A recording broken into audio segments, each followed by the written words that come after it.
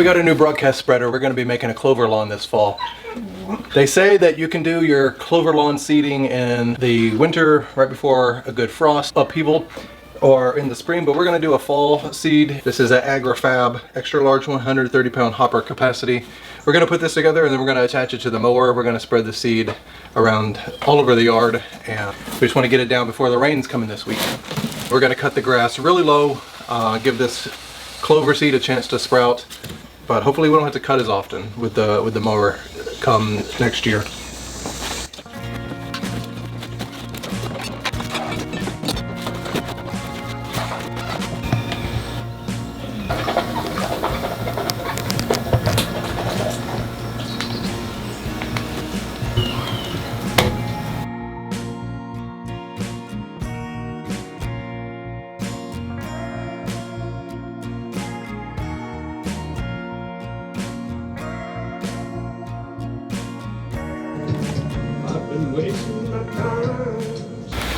Okay, unfortunately this one arrived broken. The transmission here, it's just plastic to plastic right here, and so that's going to slow us down. I have the option to return this to Amazon and maybe exchange it for a brand new one, but that's a lot of shipping back and forth, packing it back up and everything.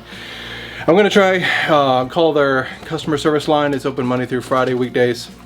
So we'll see if we can get another transmission up in here this week. This is where we left off last time. We got this transaxle in our package. It was already broken. This, you can see right there, that tip right there is supposed to join to here, and this axle is rotated by the axle for the tires. That's just sheared off right there. It came that way. Maybe it could be repaired somehow with epoxy or glue. We just got our package in right here, and here's the new one they sent me. So I did call them, and I got a hold of them through their number on Monday and received this part on a Thursday. So pretty fast turnaround. Let's continue the process. One thing I can say about when they shipped me the replacement part though is they really did package it really well. They wrapped that thing in bubble wrap about 4 times. They taped the box shut. They stapled the box, so they did not want anything bad to happen to that replacement part.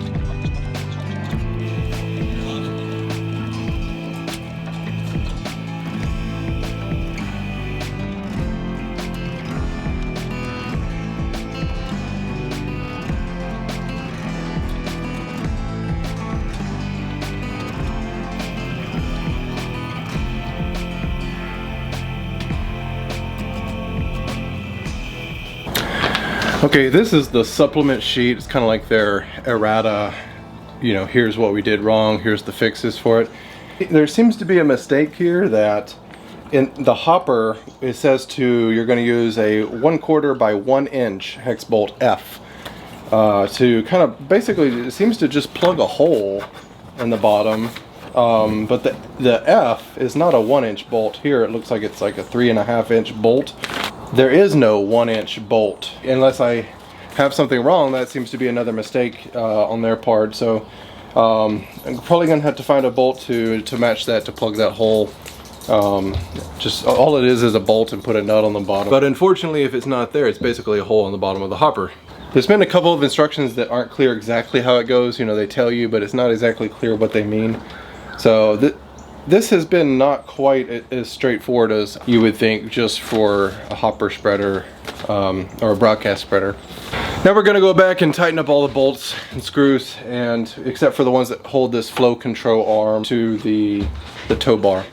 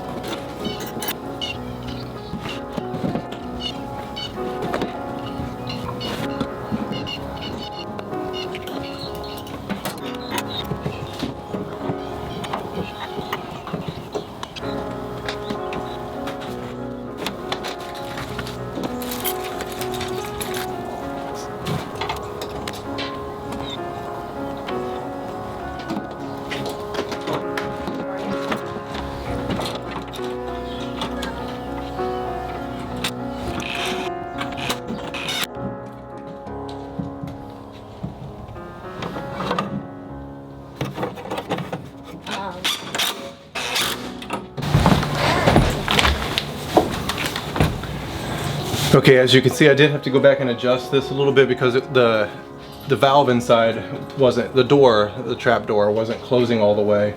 So I had to move this bracket just slightly so that it could close all the way.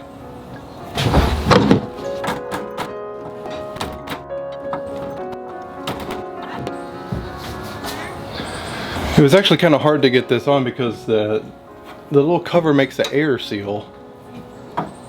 So I did have the one extra pin that I don't know where that goes to.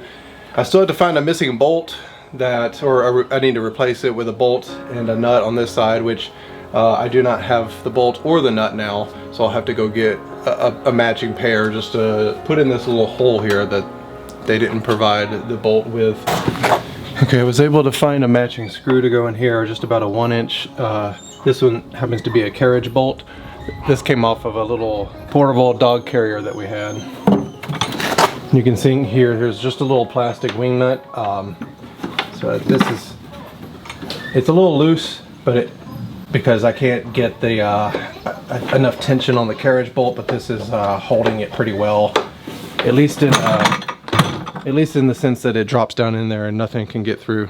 These tires arrive flat. I don't know if they're supposed to be flat when they get here, but they do say 30 psi max cold, so that's what we're gonna do.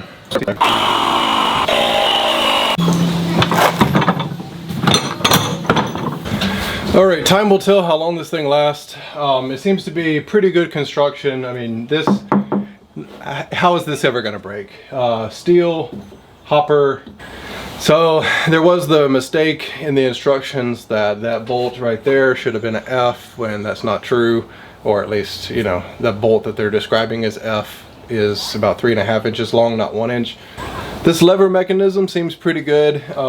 If anything, the nylon wing nut would wear out. You could just replace that with another nylon or steel wing nut at some point. I think the instructions could be a little bit more clear. For instance, when putting on this this little rail here, the rail that opens the latch door. It wasn't clear exactly the best method to do that.